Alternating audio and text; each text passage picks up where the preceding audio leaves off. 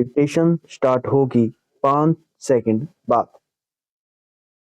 घरेलू हिंसा कानून के तहत अंतरिम गुजारा भत्ता मिलने के बाद भी पति से अलग रह रही महिला अपराध प्रक्रिया संहिता की धारा 125 के तहत गुजारा भत्ता पाने की हकदार है।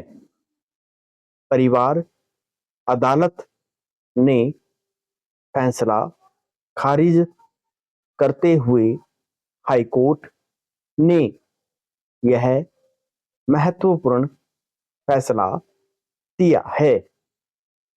उच्च न्यायालय के इस फैसले के बाद महिलाएं दोनों कानूनों के तहत गुजारा भत्ता पाने की हकदार होगी।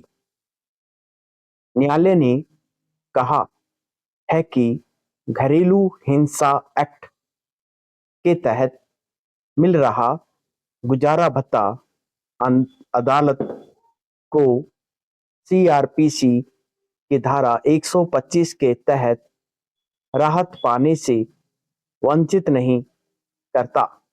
पैरा सुप्रीम कोर्ट 1975 में आपातकाल लगाने के फैसले को पूरी तरह असंवैधानिक घोषित करने की मांग वाली 94 वर्षीय बीरा सरीन की याचिका पर अगले हफ्ते सुनवाई करेगा।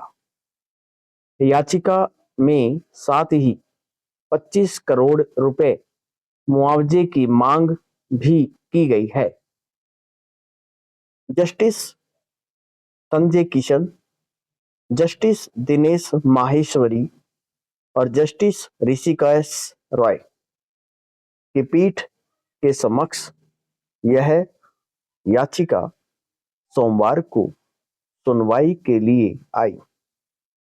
पीठ ने याचिका को देखा और अगली सुनवाई के लिए 14 दिसंबर की तारीख तय कर दी। याचिकाकर्ता वीरा सरीन ने दावा किया कि वह और उनके पति हिंसा का शिकार हुए थे। याचिकाकर्ता ने कोर्ट से अपील की है कि एक दुस्वप्न जैसी इस अलोकतांत्रिक व्यवस्था, जिसे आमतौर पर आपातकाल कहा जाता है, को खत्म करने के लिए प्रावधान दे।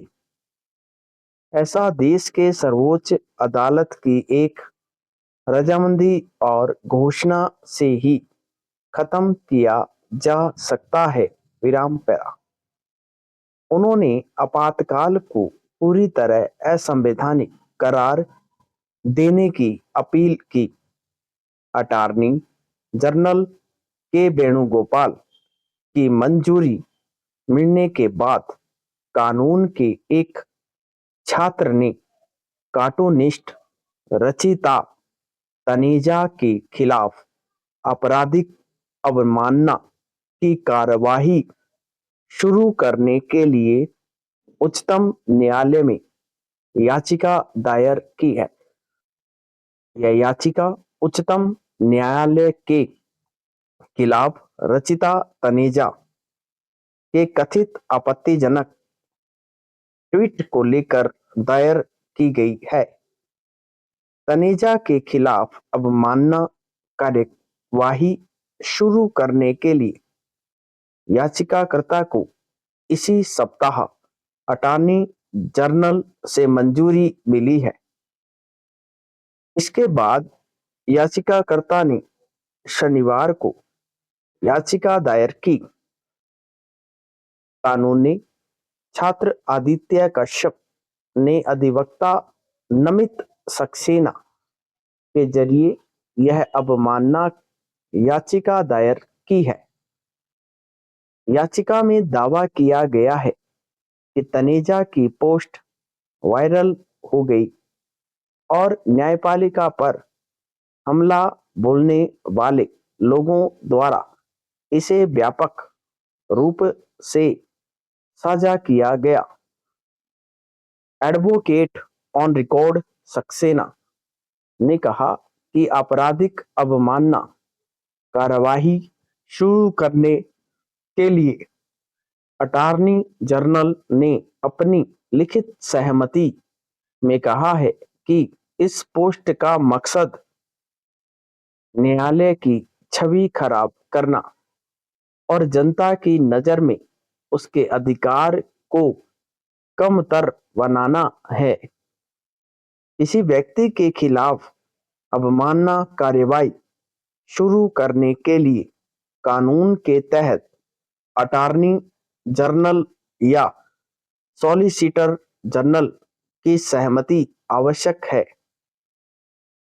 उच्चतम न्यायालय की आपराधिक अवमानना पर 2,000 रुपये के जुर्माने और 6 महीने की कैद की सजा के प्रावधान है। समाप्त।